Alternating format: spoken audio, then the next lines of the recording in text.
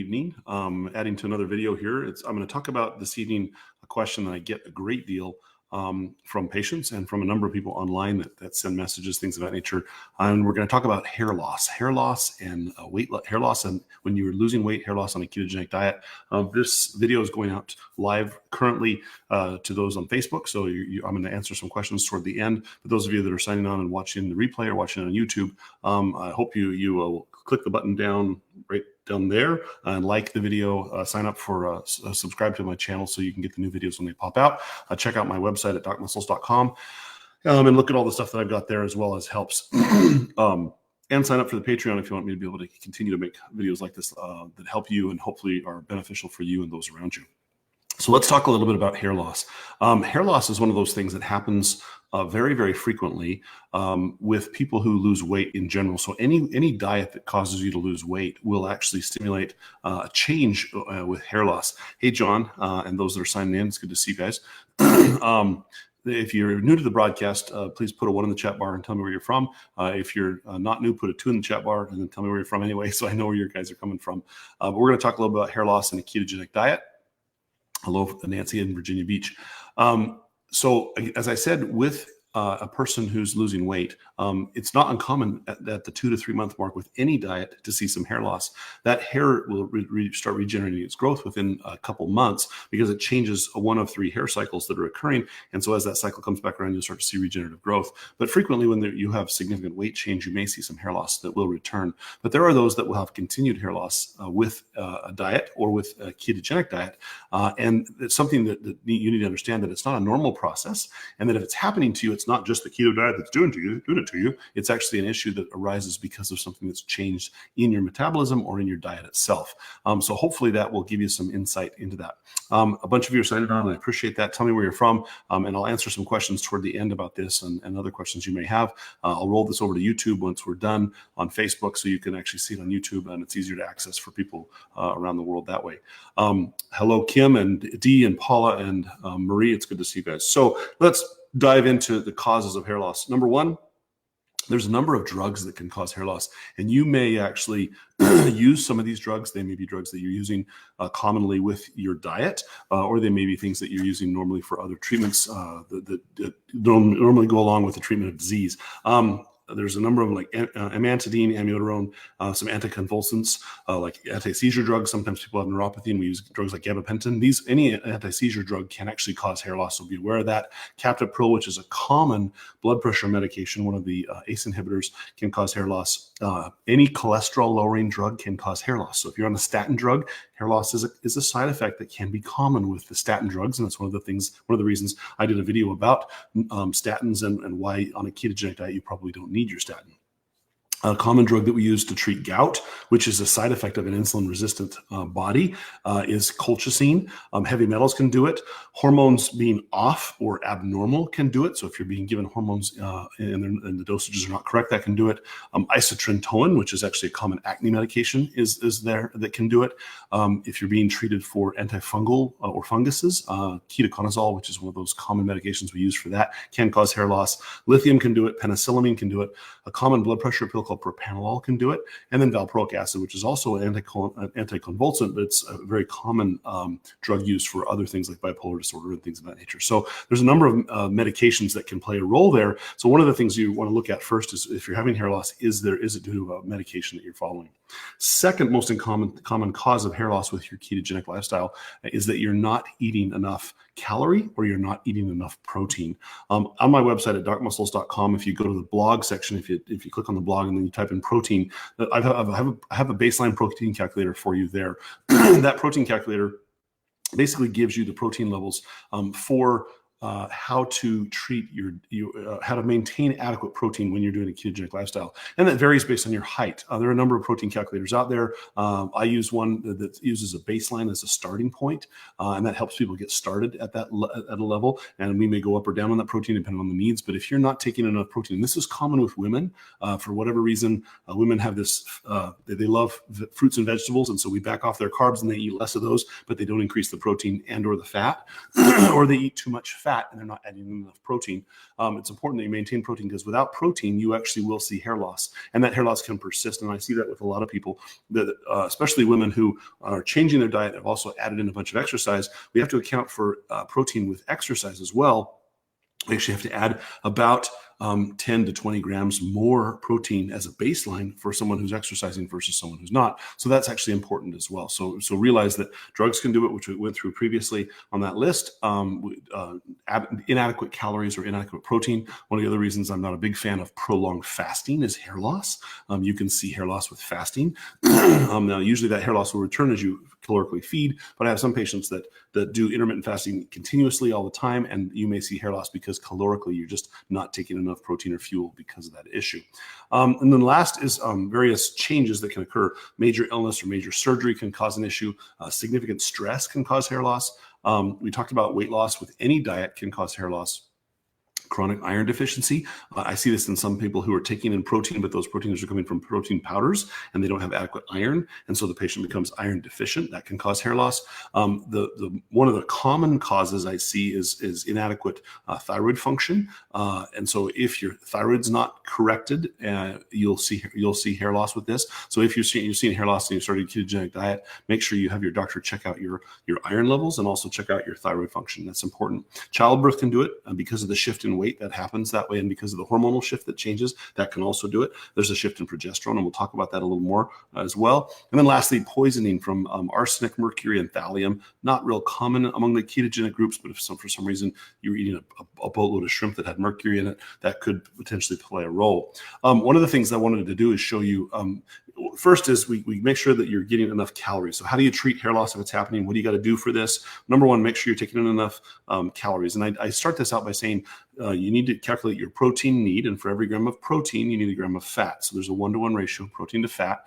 We keep the carbohydrate less than 20 grams. Usually that'll give you adequate calories, adequate protein and fuel so that you won't see hair loss from a caloric or protein issue. Second, we want to check that thyroid, like we talked about.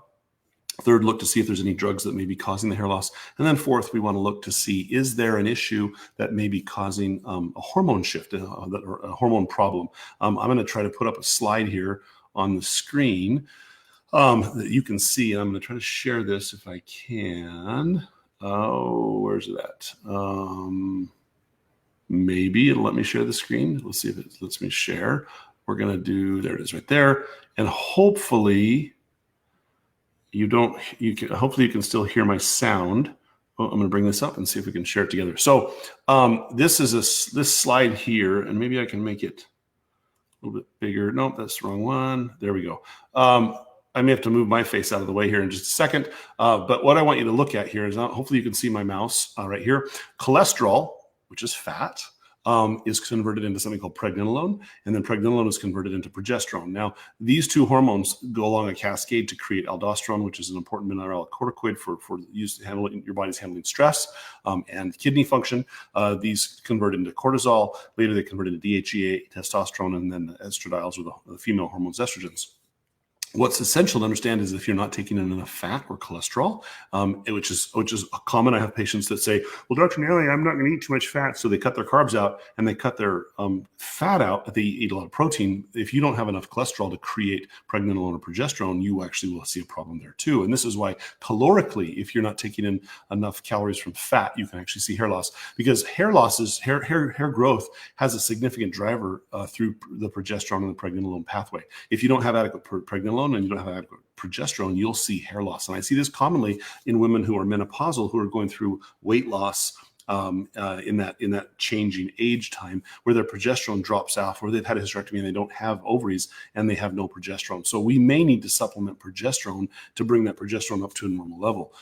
And the normal level that I often supplement it up to is at least 3 to 5 milligrams of progesterone when we measure it in the blood to determine they've got adequate levels. A lot of women that are in my practice only have like 0.2 or 0.3 milligrams when we measure their levels. And so having that progesterone work adequately is really, really important in that regard.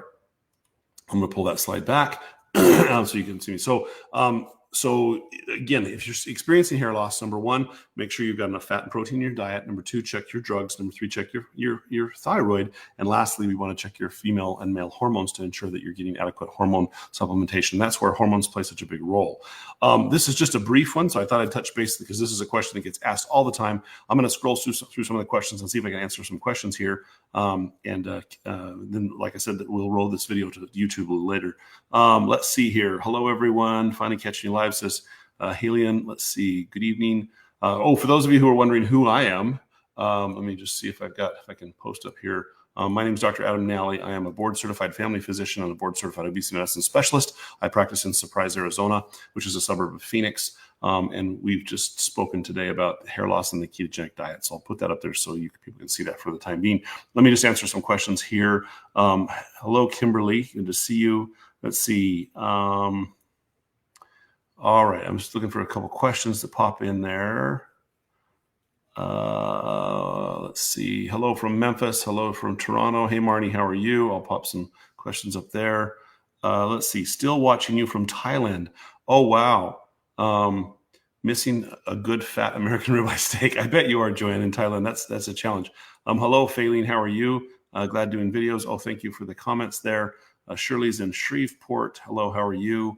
Okay, let's see. Debbie says, seeing a new doctor next week. Is there a list of blood work I should ask for? I've been keto for a year. Shirley, yes. Or Debbie, pardon me. Debbie, go to youtube.com/Dr. Nally. Dr. Nally, that's my YouTube site. And I did a video on which labs to look for in doing a ketogenic diet. So that's there. Is it possible to have hypothyroidism with this level at 1.9?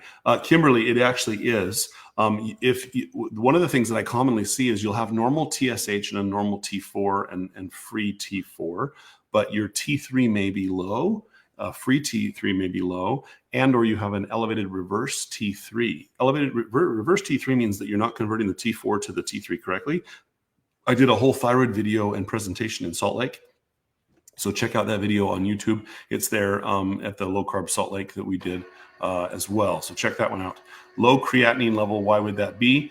If your creatinine is low, that means that you're well hydrated. I'm not worried about low creatinine at all. It's high creatinine that I'm worried about because you're not filtering it correctly. Hello, Julie. How are you? Hello, Lisa. Let's see if there's other questions here. I can catch in here. Vitamins I recommend. So Nicole, I actually made my own vitamin. It's called, it's through ketoliving.com. So if you go to ketoliving.com, KETOLIVING.com, excuse my printer, you may hear them humming in the background. It's called the Keto Essentials vitamin, and it's specifically designed for a ketogenic lifestyle. I use it every day. This is the berberine. This is the berberine supplement we use. I don't know if you can see that.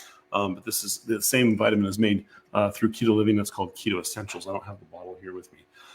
But those are the vitamins that I would recommend if you're interested in a vitamin. What do I think about exogenous ketones, good or bad? I use them every day. There are specific reasons, Alicia, and I've actually done videos on this. I've done whole presentations on why an exogenous ketone is beneficial. Can you use it for weight loss? You can if you understand how to use it correctly and your doctor understands how to use it correctly. Can it inhibit weight loss? It can if you're not using them correctly and you don't understand what they're used for. I use it mainly for energy, for focus, and for weightlifting, and to help muscle enhancement. But I love them and I use them every day, and I have been using them for 3 years. And I use them with my patients. What is the LDLP and LDLC? Connie, LDLP is the actual number of particles. And I've done a whole video on this. And I think I actually got a message from you as well about it. There's a video on YouTube/Dr. Nally that I did. Talked about cholesterol and LDL. And I actually define what all those are, which ones are important, which ones aren't, and why they may or may not be elevated, and which ones you need to worry about. So check that one out, Connie. Hopefully that'll give you some insight there. Primrose oil or ashwagandha. Jennifer, these can be beneficial if you have hot flashes and if you're treating your menopausal symptoms. But again, if you're looking to treat hair loss, my suggestion is that you actually get your levels checked, because using primrose or ashwagandha may or may not be beneficial for your hair.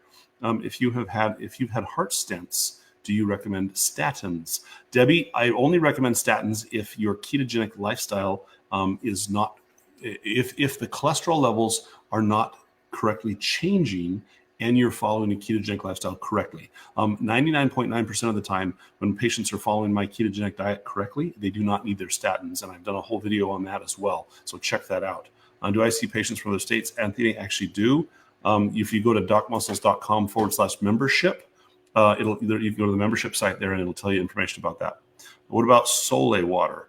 I am not interested in it. I don't use it, and I don't usually recommend it. You're very welcome, Connie. Hopefully that helped your answer in regards to cholesterol. Hopefully you guys are having a great Monday evening. Hello from New Madrid, Missouri. Well, hello, Tamara. How are you? Let me see if there's any other questions popping in here. Hello from Imperial, California. Lisa, how are you? That's a fun place to be. Is the beach nice right now? I hope it is. And which way is the water flowing, north or south? That's what I always want to know in Imperial, California. Let's see here. Is there a new... oh, no, I already answered that question. Okay, let's see here. Jennifer says, no hair loss any longer, turning 40, more severe emotional PMS. Again, if you're no hair loss, but if you're having emotional PMS, again, checking in your thyroid and checking your female hormones are important, especially your progesterone estrogen ratio. That's going to be really important. Mom was diagnosed with Lyme disease. She got the bullseye. What supplements? She follows low carb. So number one, a low carb ketogenic diet is going to decrease the inflammatory changes that arises with the Lyme disease. Number two, if she has Lyme, she needs to be treated for Lyme to make sure that there's no active Lyme disease present. And then number three, I actually highly recommend mitochondrial supplementation, which is what we developed my vitamin for, is to stabilize the mitochondria. So the only supplement I would use is a good multivitamin, and I put all the pieces. There are 5 or 6 different pieces in regards to mitochondrial dysfunction that you need. And I've done a video about mitochondrial dysfunction as well. You may want to look at that and consider my vitamins with that, because that helps to stabilize it. Hello, Rebecca. How are you? It's good to see you. Always a pleasure. Recommended dose of B5. I don't have one specifically, Deb. B5. I'm not sure why you what you would want to use that one for specifically. Hello from Colorado Springs. Let's see, Midlothian, Texas. Hello, Mandy. How are you? It's good to see you. Let's see. Jane says hello from Cave Creek. Oh, you're in my neck of the woods here. Jane says, seeing a nurse practitioner and getting labs checked regularly, get bioidentical hormone therapy. Concerned the Endocrine Society feels it should be under FDA guidelines. What's my take? Jane, as a physician, I was trained to use regular hormone therapy. The problem with regular hormone therapy I've seen for 20 years in my practice is that if they're not bioidentical, they do not cross the blood-brain barrier, and you see mental, emotional side effects from synthetic hormones. So I am a huge fan of bioidenticals, and I'm not a fan of the synthetics any longer. I changed my tune about 5 years ago after doing a great deal of research and reading. I only use bioidenticals.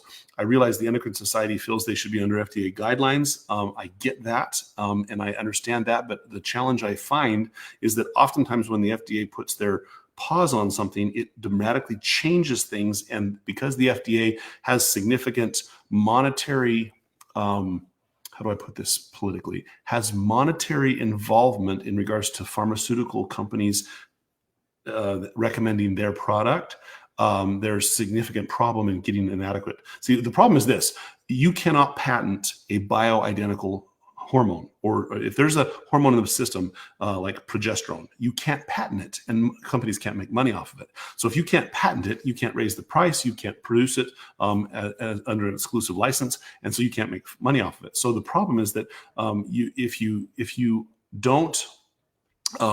can't patent it, there's no profit in it. And that's the challenge. The FDA is designed to help us regulate drugs and hormones that are being produced in levels above and beyond that may have significant changes or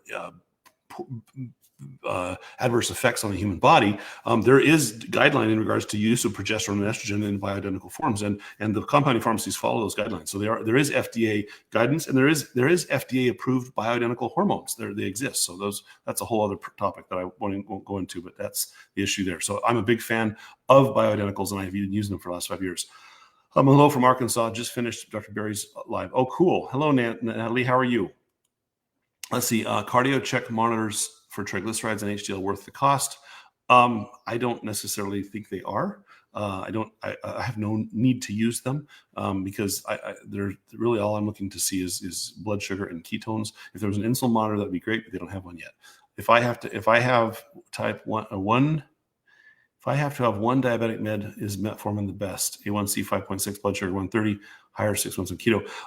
Jeannie, in my particular in my practice, if a person has an A1C of 5.6, I would not put them on a diabetic medication because usually they're going to see hypoglycemic episodes with that. I would consider the use of berberine. But I would get there may also be side effects with that, because with an A1C of 5.6, I don't necessarily know why you would want to consider that. There are reasons for and against it, and that's a whole topic in and of itself because there's some nuances that are there. But if your A1C is 5.6, that means on average you're doing well. And if you're having morning sugars of 130, that means you're having a Shimoji effect or a dawn effect because of something you're having the night before. She's on antibiotics. I don't know what that means, Kathy. I must have missed something somewhere. My mom was diagnosed with, she's on antibiotics. Okay. So, that's for the Lyme disease issue. Good. Have her finish the antibiotics. That's important. Hello from Whitman, says Julie Rush. Let's see. Had some brownish buildup on my teeth lately. Had a cleaning a couple months ago. Could it be keto side effect? That highly depends on your diet, Nisha. You will see mineralization on the teeth with a ketogenic diet, but that's good for your teeth. Having mineralization is actually important. If it's a brownish mineralization, it could be staining from something you're doing like coffee or a number of things like that, or even teas. So be very careful with that. I have been Dr. Barry. I don't know what that means, Rebecca. Let's see here. Hello from Melbourne, Florida. Hello from Surprise. Hello from Georgia. Hello. Julie Rush says, best doc ever. Oh, thank you, Julie. You're very kind. I appreciate that. Let's see. Looking through here. B5 recommended for sleep cycle, Mike M podcast. Okay. We're talking, I was going to say B5 has nothing to do with hair. That's why I was a little confused by that, Deb. We're talking about sleep, a whole different issue. All right. Keto 90% of the time over the last 2 years, 50-pound weight loss. Thank you. Very welcome. Oh, good. That's wonderful, Jennifer. I love to hear that. Let's see, I guess Dr. Barry just had a live, and I must have cut into the backside of it. So hopefully that's not a problem. Let's see. Big Pharma sucks. Well, Big Pharma produces some stuff that actually is helpful. As I say, better living through chemistry if you understand the chemistry, and if the pharmaceutical company produces good chemistry, I'm a fan of it. I'm not a big fan of decrying all Big Pharma altogether. I think Big Pharma has a place. It's a good place in many cases, but in other cases it's not. So blanket stating Big Pharma sucks is not something that I like. Unfortunately, in the keto world, there's a lot of keto people out there that like to decry Big Pharma, but life-saving drugs come from Big Pharma, and they save lives every day. So I hate to use that statement. I think the big concern is that people need to understand why medicine's created and how medicine is paid for, and whether or not a medicine's important. Let's see. I have hair loss, taking gabapentin. Laura, talk with your doc about a change there if you can, because gabapentin may be causing the hair loss. Let's see. Beta blockers, 30 milligrams, mostly for anxiety and their effect on keto. You're using a beta blocker for anxiety? Beta blockers are going to halt weight loss, and I don't use them in my practice if I can avoid them because of that. What's my take on nitric oxide supplements? I am not a big fan of them. If you stop eating carbs, your nitric oxide returns to normal. So I'm not a big fan. Hello, Stacy and Liz. Let's see. All my test results were lower, but the liver enzymes are high. Don't know all your history, Deborah. I can't answer that question without knowing your history, but usually liver enzymes are high because you're either eating something that's irritating your liver, or you have fatty liver infiltration, which actually keto helps. And we've talked about fatty liver in the past. 2.5. Let's see, keto 2.5. I'm assuming that's years, down 89 pounds, fatty liver gone, prediabetes gone as well. That's awesome. Congratulations. What is the maximum amount of MCT oil, coconut oil, and butter per day? Actually, to be honest, James, I don't recommend using a load of coconut oil, butter, and things of that nature. I think if you eat real food, you don't need to add them. You can cook with them, but slathering yourself in MCT oil, coconut oil, and butter actually inhibits weight loss for most people after the 3rd month, and so I'm not a big fan of doing that. If you're hungry and you want to add it, there's reasons to do that. If you have Alzheimer's dementia and we're using MCT for that reason, that's great. But adding large amounts of MCT oil, coconut oil, and butter just to add it because you're adding fat is actually not a ketogenic lifestyle. So be aware of that. Let's see. Hello from Utah, Sherry. How are you? What low white count? I'm not sure what that meant. Deborah, let's see. What is the connection between D3 and K2. Why do you need to take them together? Well, Diane, D3 and K2, but we know that D3 is absorbed better when you have the presence of K2. But if you're using a small amount of leafy green every day, adding additional K2 on board is only beneficial if you're not getting it. If you use a little bit of leafy green and you're actually taking in animal fat, you're going to get those. Now, if you have osteoporosis, you can add K2 to your D3. That's fine. But I find that many times people actually have enough K2 in their system if they're eating a true ketogenic lifestyle, and you're just paying for someone's boat. Will amoxicillin for 10 days knock you out of ketosis? The infection that you're taking the amoxicillin can knock you out of ketosis, but amoxicillin itself does not usually do that. Although I've had some people that the amoxicillin prophylactically did, but it's not so much the amoxicillin, it's usually the inflammatory change or the infection doing it. Any thoughts on fasting for colds versus viruses? I have lots of thoughts about that. My suggestion is a cold is a virus, so you're actually asking a double question there. 99.9% of colds are virally driven. If you don't feel like eating, then don't eat. That's really the rule of thumb. If you're hungry, eat, because your body's telling you what it needs fuel-wise. Do you think someone that has heart surgery should not be eating cream, butter, or cheese? Connie, I think that someone who's had heart surgery needs to be on a ketogenic lifestyle, period, end of story. That's my take with my patients. Now, if the person's not my patient, I would caution that because I want to ensure they're eating the ketogenic lifestyle correctly. Just telling a heart patient, oh, have butter, cream, and cheese, and they don't understand what a ketogenic lifestyle is and how to implicate it, will actually cause their symptoms to get worse. So you need to be careful that a person understands, if they've had heart disease, that they understand how to appropriately do a ketogenic lifestyle.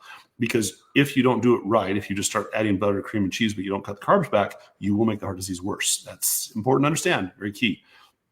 Insulin cost needs to come down drastically. Cost of everything should come down drastically, but it won't, because we live in a wonderful society that doesn't do that. What's my take on creatine? Ron, creatine enhances water retention in the muscle and actually does increase, for the short run, muscle strength and muscle size, but it disappears when you stop using it. So it's kind of like a Botox or filler. It works for a while, then it goes away. Hello from Columbus. How are you, Val? Net or total carbs? Well, do you want net results or total results, Jane? That's my question for you. I say total carbs, except for leafy greens, because they're cellulose and they don't count, because we don't have 4 stomachs like cows, but any other carb is a carb. I don't care if it's slow carbs or natural carbs, or that's all hogwash. I've been doing this for 15 years, 20 years of practice. Net carbs and total carbs is a marketing ploy. Talk to the people who like to use the term big pharma, because the same issue arises with net carbs. It's a marketing ploy. Do you monitor heart rate and exercise? I only monitor heart rate and exercise if I'm pushing someone through HIIT training. Where should it be? It should be where you need it to be based on your exercise goals. That's a very broad question, Robin. I don't mean to give you a very broad answer, but unfortunately, that's a whole topic in and of itself. You really have to understand, if you're monitoring heart rate, you need to look to see what type of training you're doing and for what reason, because the heart rate training is based on a number of issues. If you're training for triathlons, if you're training for endurance running, if you're training for sprint distance, you're going to use a different heart rate to train in, or if it's for weight loss. My current labs are revealing hypothyroidism. Nurse practitioner is not comfortable medicating TSH until over 7. Having trouble losing. What? Mandy, you need a new doc. Sorry, I'll tell you that. I don't. You need to watch my video, and if your nurse practitioner doesn't want to medicate your thyroid if it's under 7, I would find a new doctor. Because that's my concern is, if your TSH level is not less than 2.5, you're not going to be able to lose weight. From the perspective of obesity, that's how I treat it. Hello from California, Marianne. Creatinine 1.6, EGFR 48. I can't diagnose you directly this way, Paulette. Those numbers, depending on your age, those numbers may or may not be good. I can't really tell you much about that because I don't know your history. But I can tell you that watching those every 3 months is important, but I don't know your history or your age or background, so I can't really tell you if it's good or not. I can't do that over the internet. That's not something we can do here. I can give people general instructions, but I can't diagnose you, so don't ask me. What can you do for low white blood cells? There's a whole slew of reasons, Rebecca, why your white blood cell count can be low. I would talk with your doctor about that because there are a number of things, including infection and steroids and a whole slew of things that can do that. So that's something to have a conversation with your doctor about. Good to know about coconut MCT oil. Oh, good. Okay, let's see. Hello from Wyoming. Hello, doctor. Let's see. Bacterial versus viral. It really depends, Kathy. And I don't have a feed or not feed based on that. It really depends on how the person feels and whether they've got a fever, not have a fever, how they feel generally, how much mucus production they're producing, all that sort of stuff. I don't have a general recommendation that way. What is a good suggestion to get husband to get the fat buy-in? He can do fairly well with low carbs most of the time. Jennifer, a great thing to do would be to get him to read my book. And that would be a great thing to do, the Keto Cure, if he'll read it. He may not read it. But usually for husbands to have a buy-in, they have to have usually for anyone to have a buy-in, they have to have a reason, and you have to tell them a reason. Do I recommend ketone shakes for ADHD? I actually do. My son used it and did so much better. Well, my son had ADHD. He failed all the medications, and he did phenomenally well with 2 ketone shakes daily for focus. And it was fantastic. So I'm a big fan of using exogenous ketones for attention deficit and for Asperger's or autism spectrum. Hit answers a lot. Thanks. Oh, okay. Hopefully I did. I thought fat to satiety. So Margie, remember, okay, and this is a huge misunderstood issue in regards to people. People think fats to satiety means adding more fatness. So remember, if you eat red meat is 1-to-1 in regards to grams. For every gram of protein, there's a gram of fat.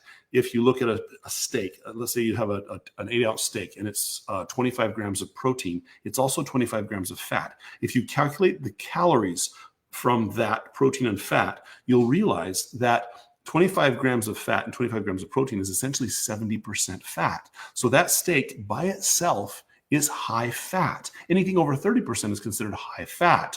And so a steak or an egg, because eggs are 1-to-1, steak is 1-to-1, bacon is 1 to 1.2, pork is usually 1-to-1 to 1.2 as well. These are all high fat foods. So if you eat the steak to satiety, you don't need to add butter. Now, if you're having chicken, fish, or turkey, which is low in fat, you may need to add some butter or some cheese. But people have completely misunderstood, thinking that I have to have a steak and then I have to slather it with butter and then sour cream and then throw cheese on top just to sprinkle it and eat fat to satiety. That's not what we've talked about. That's not what we mean. We mean if you don't be afraid of adding fat. But remember, if you're eating red meat, pork, bacon, egg, sausage, these are foods that are already high fat by themselves the way the good Lord made them. So be aware of that. People have misunderstood that for a long time, and that's not what I never have said or have implied that you should slather your plate in butter. That's not what we want to do. Now, sometimes if you're in the first 3 months of a ketogenic lifestyle, people are ravenously hungry.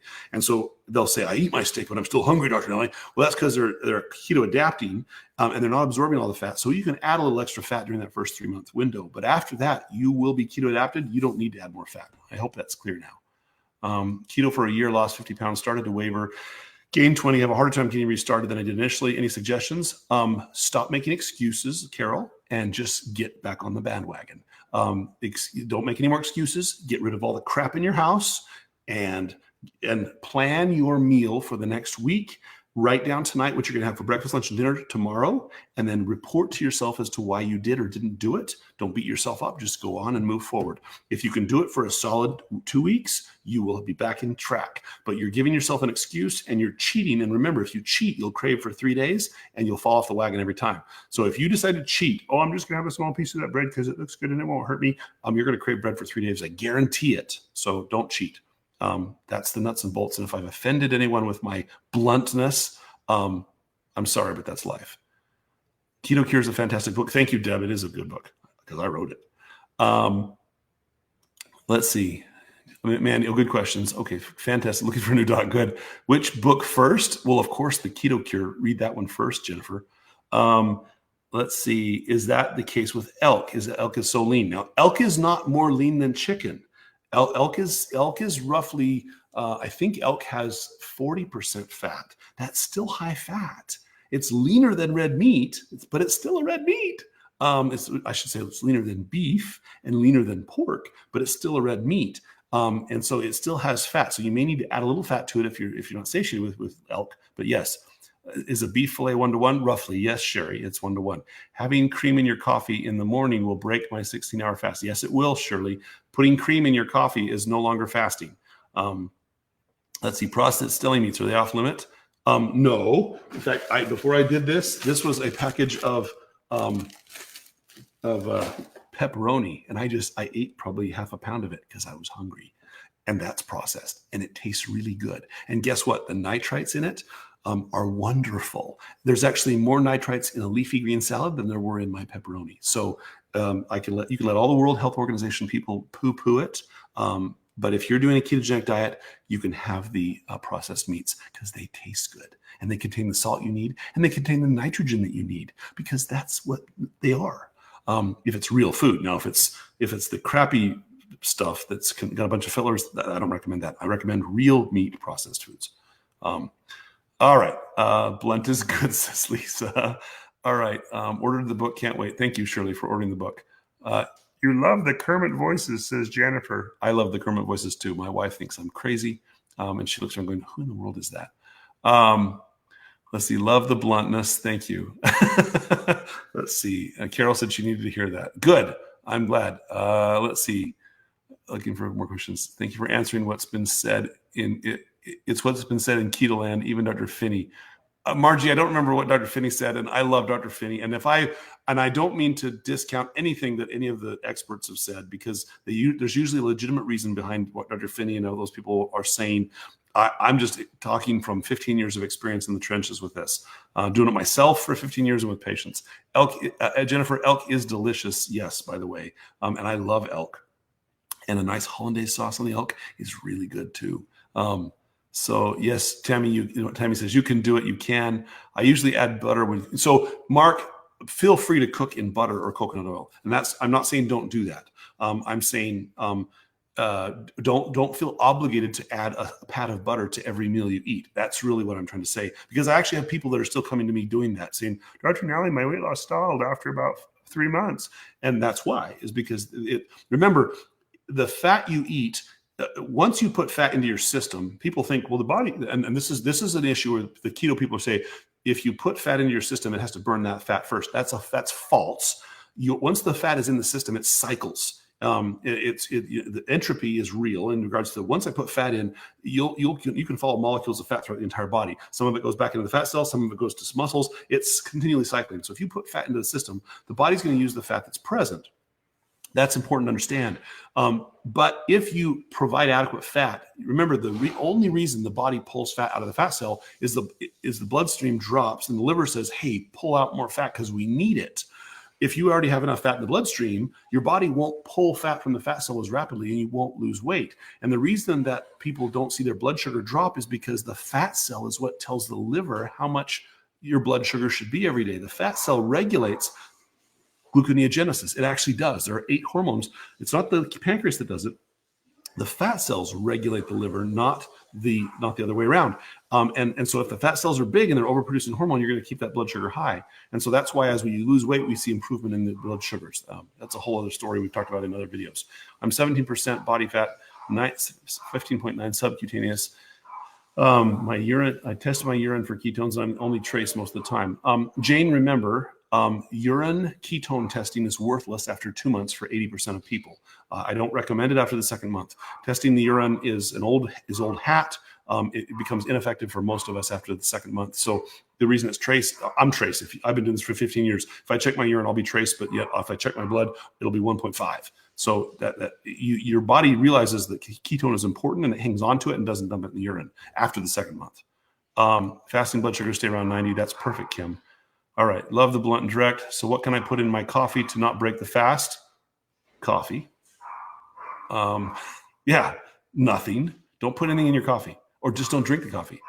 Let's see. I love it when you tell us how the cow ate the cabbage. All right. Straightforward approach is what gets me onto keto. Good. I'm glad to hear that, Lano.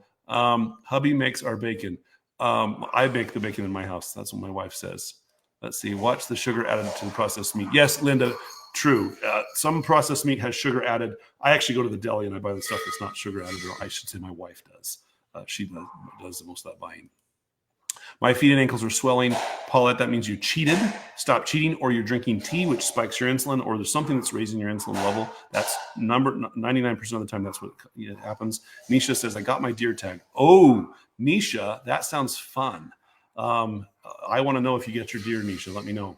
Truvia in the black coffee when you fast is usually fine. Truvia is okay, or liquid stevia is fine too. I'm okay. I'm okay with that. Let's see. Husband channels the dog, so Kermit.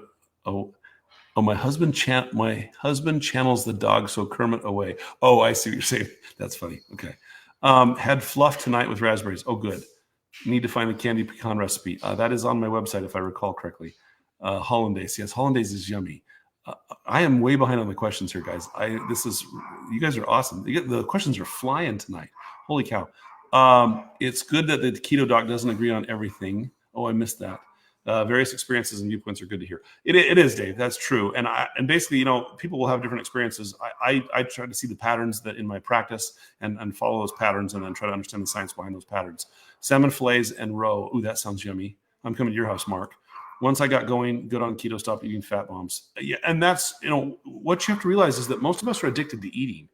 And it takes 3 to 6 months for some of us 12 months to realize you're not actually hungry. You're just bored, or you're stressed, or you're in a phase where you think you have to eat, but you're actually not hungry. And so you need to start listening intuitively to your hormones. And that's why I preach hormones so much. Marianne drinks hers black. All right. Fasting blood sugar finally tested in the low 90s. Congratulations, Ingrid. That's awesome. Let's see. You're welcome, Jane. And I drink unsweetened tea. Now, Deb, remember, black tea, green tea, and oolong tea are all leaf-based teas. Leaf-based teas contain a tannin, even if they're unsweetened, that raises your insulin. So be aware of that. I've done articles on this, talked about it with videos, things of that nature. So be aware. Leaf-based teas are a no-no on keto in my book. I bring home the bacon and fry it up in the pan. All right. Another subject. Are you having issues with grasshoppers there? No, I'm not. Thank goodness. This is long overdue. Oh, good. I'm here. I'm glad to hear that. Recommended supplement for hypothyroidism while looking for a new doc.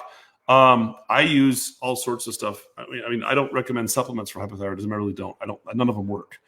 If you are truly iodine deficient, I recommend iodine, but I don't recommend just blatantly supplementing iodine, because I have had some patients get toxic with iodine. That's actually been one of my experiences with 2 of my patients in my practice. So I don't necessarily recommend just blatantly supplementing. I know some keto docs do that, but I would check your levels first before I supplement iodine. That's in my perspective, it still is a safety issue that I've found. I was taught never to supplement iodine, but I do in a number of patients, but I only do it if they need it. What did you say that drinking tea will spike? So there is a tannin, Tannin, that's found in any leaf-based tea, green tea, black tea, oolong tea. Those herbal teas are fine, but the leaf-based teas actually will raise your insulin. In the 1950s, they did studies on using green tea and black tea to treat diabetes without using insulin. And it actually was kind of effective, because the tea raised insulin if the pancreas made any insulin. And so insulin stimulates weight gain. Remember that. And insulin stimulates your cholesterol and raises your small dense LDL particle number and raises your triglycerides. So don't use tea. And I realize some of you are going, oh, and especially the people across the pond in Europe are saying that's heresy, because tea time over there is a religious holiday, a religious part of the day. So anyway, what about MCT oil like coffee black? Then if the only reason you're drinking coffee is to put your MCT oil in it, then get rid of your coffee and stop using MCT oil. Unless you're starving, then you can add MCT oil. But I would say other than that, don't use it. Love the answers. You said tea spikes insulin even without sugar. Yes, Phyllis, tea spikes insulin without the sugar, even green tea. Black tea, which is your sun tea. Lipton is black tea, by the way, in case you don't know that. And then there's some Asian teas like oolong tea. It's a problem. Fasting blood sugar has been 84. That's very good. Never knew that. Did you say unsweetened tea causes a response? For the 4th time, yes, Mark. Do not drink unsweetened tea. Your sun tea, it's black tea. Your Lipton tea is black tea. Your green tea is a leaf-based tea. They all have a tannin that raises your insulin. I see it every single day. It's the last thing that keeps people's cholesterol high, because they're drinking too dang much tea. So stop with the tea. Herbal teas are fine. Yes. Kathy, herbal teas are okay. Is maca tea a leaf? Yes, it's a leaf. It is an herb. It is a leaf-based. Maca actually has a pretty significant tannin. It spikes it as well. I did not know that about tea. I've been saying this for 5 years about tea. I must not be saying it loud enough. All right. Deb says it's an herbal tea I drink. That's fine. Okay. Magnesium, B12 fish oil, daily vitamin. I'm taking anything I'm missing. Salt. I like the real salt. I'm a big fan of real salt. I actually carry it in my bag. I've started carrying it. I don't know if you can see that. That's real salt. I like the coarse kind because it tastes good. But I do between 3 and 5 teaspoons per day. But I exercise in the heat a lot, so that I need more. The average person needs 2 teaspoons per day. Eating carnivore. If I don't eat nose to tail, will the supplements supply enough of what is missing? Usually they do, Lucy. That's why I use supplements, because a lot of people still don't eat nose to tail. I've seen beef liver sups and brain sups. Yeah, if you're doing liver and things like that, you're usually getting some of those nutrients that you would get if you're not using a supplement. Love blueberries and strawberries. Only fruit I eat. Remember, blueberries and the berries are only 7 grams of carbs per half cup, and so you can get away with a small amount of berries if you're keeping your carbs under 20 grams. Drink water or use the Keto Chow drops. They work. I love Keto Chow drops. They're nice. Doing keto for a year and a half, stay under 20 carbs, blood sugar still over 100 every morning, continues to rise until noon. This is related, Cecilia, because of your fat cells are still enlarged. As they shrink, it will improve. That or something is spiking your insulin like tea. Stopping the tea, says Gail. All right. Wow. We all shocked with the unsweetened tea. I have said this before, but apparently I've not said it loud enough. So I need to scream it upon the rooftops. Stop drinking your leaf-based tea. What about mineral fizzy water? I don't mind the fizzy waters as long as, pardon my cat. This is Shelby. Shelby, say hello to everyone. This is Shelby the cat. She likes to climb across my keyboard as I'm typing. Let's see, fizzy water. It depends on what's in the fizzy water. Make sure there's no sweeteners in the fizzy water. And even though it says no sugar added, they may put a sweetener in there, so be really careful with that, Marianne. I'm in Scotland, and I hate tea. I drink only black coffee and water in the middle of the night. Oh, Norma, you are up in the middle of the night from Scotland. Well, thank you, my lady. That's actually not Scottish, is it? That's bad. Sorry. My accents are terrible. Sad about the tea thing. I understand. Love the salt. First time I've ever heard you say it. Gail, I am sorry because I know you've been watching my stuff for a long time. I'm quite sure I've talked about tea. Iced coffee. Well, it depends on what's in your iced coffee, because not all iced coffee is the same. If it's black coffee with ice cubes in it, that's fine. But Starbucks does not put just ice cubes in their coffee, in their iced coffee. They put a sweetener that actually has a sugar substitute. So I would avoid that like the plague. Our doc told us to drink green tea to lower cholesterol. Okay, your doc needs to have his head examined, Lisa. Did I say that out loud? Sorry. Jason Fung recommended tea when fasting. Well, Jason Fung can recommend anything he wants to, but I'm just telling you what I see from cholesterol levels. If you're doing green tea, it's going to raise your insulin. If you're trying to treat, I treat horrendous cholesterol with patients all the time, and it actually raises the small dense LDL particle within a 3-day window every time. It spikes at like 1,000 points, depending on how much you're drinking. Jennifer, I love real salt too. Do I recommend apple cider vinegar? I do that. I do recommend it for mild cases of reflux and GERD, and to help stabilize the gut flora.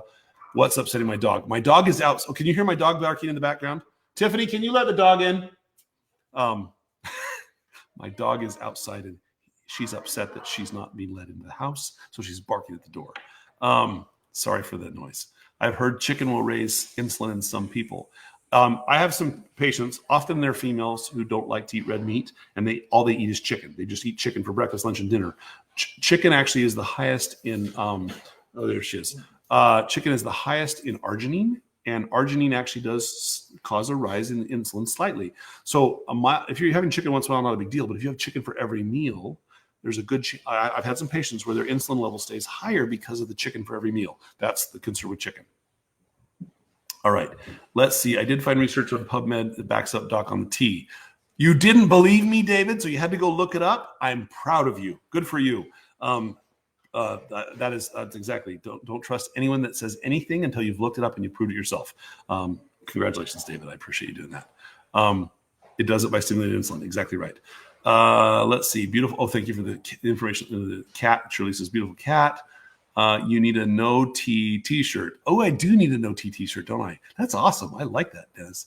All right. The tea info is in the keto. Yes, it actually is in my book. I know I put the tea information in my book. It is there. Thank you for pointing that out, Marty, and reminding me. It actually is there.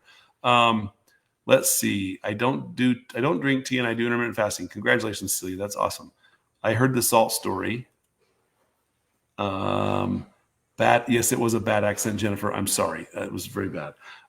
Sent you the podcast about vitamin B5 and sleep cycle. Oh, thank you, Deb. I will look at that. All right. Stopping the tea. It broke my stall after the first visit. Oh, yes, it was. I do remember that, David. Let's see here. Iced coffee with sweet drops. It's erythritol. If it's just black coffee with erythritol, that's probably fine, Mandy. How far are you currently booked for new patients? I'm booked out right now about 2 months for new patients. I think it's 2 months right now. It may be 3. In the summertime, it's a little slower. Shirley says, no more tea. So does everyone. Let's see. Red ribeyes with little blue cheese butter. That sounds yummy, Jennifer. I make sun tea with herbal tea. As long as it's herbal, Nikki, you should be fine. We all need the no tea t-shirt. Yes, Gail, get my book. The book is wonderful. I'll tell you that. I know the author. How often should you fast? The cool thing, Sherry, about a ketogenic diet is it stimulates periods of intermittent fasting. I actually don't eat breakfast usually 6 days a week. Usually maybe on Saturdays, often on Sundays, I may have breakfast. Usually on Saturdays I have a breakfast, but it's usually later. My first meal is often not till 1 o'clock in the afternoon. So I find that I eat dinner and I don't eat it until 1 o'clock. And that's pretty normal for me 5 to 6 days out of the week. But that's what I'm listening to my body. Now I have other patients, because of their physical activity, they need to eat more often. But my suggestion is listen to your body. Your body will tell you how often you need to eat. I know other patients that eat 1 meal a day because that's all they're hungry for. And as long as you're getting adequate protein with that meal and you don't cause hair loss, which is why we started this whole video, you should be fine. And this is going to be a long one on the internet. So Kathy, you need to get my book. Yes. Licorice unfortunately will spike it too. So be careful, licorice. I wish you could be my primary doctor. Oh, Julia, I can be your primary doctor. You just need to come and see me once a year. What did you say would be helpful for attention issues? Exogenous ketones. Can you please help with thyroid issues? I treat thyroid. I've treated 5 patients today with thyroid issues. Yes. So, and there's a whole video on thyroid. So go to youtube.com/Dr. Nally. That's my YouTube channel, and check it out. Somebody put youtube.com/Dr. Nally in the chat box so that Kim can look at it. So check it out. Heard the author of Keto Cure is pretty smart. I heard that too. But again, like David, don't trust it till you read it. So tea and water is all I drink. Can anyone recommend a good herbal tea that's close to black tea? I don't drink tea, Mark, so you'll have to ask somebody that. I don't know the answer to that question. I've had some people tell me that there's like raspberry teas and things like that, but as long as they're not leaf-based, you're good. All right, guys, it's been 52 minutes. It's almost an hour long. Facebook will probably cut me off here, so I need to go. My family's probably starving, and I'm hungry, although even after I ate my pepperoni. I heard cocoa has oxalates. Cocoa does have oxalates, but if you're doing a ketogenic diet, your ability to handle oxalate goes up dramatically higher. So you don't need to worry so much about the oxalate. Although I know the carnivore people talk about it all the time. To be honest, when you're doing keto correctly, the oxalate issue is very rarely a problem. I have a few patients that they actually do better with carnivore because of the oxalate issue, but most of my patients actually do just fine. So I'm not horribly worried, even though that's what the carnivore people are preaching. Does it take? And it's not that I don't mind the carnivore diet, but I have some patients that actually do better off the carnivore diet too. So I actually use both with patients. You guys have a great evening. Hopefully you learned a lot. Hopefully you remember to keep the fat high, keep the carbs low. And when I say keep the fat high, remember we're talking about 1-to-1 ratio of protein to fat. Remember that if you're losing hair, eat enough protein, eat enough calories, check your thyroid, check your hormones, and you guys have a great night. And we'll talk to you soon. Take care, guys. Good night. Bye-bye.